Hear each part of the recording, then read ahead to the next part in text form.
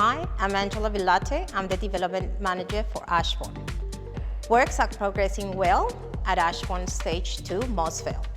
Current activities on site include stormwater drainage, road pavement, topsoil spreading, along with the installation of crossing works for services and retaining wall construction.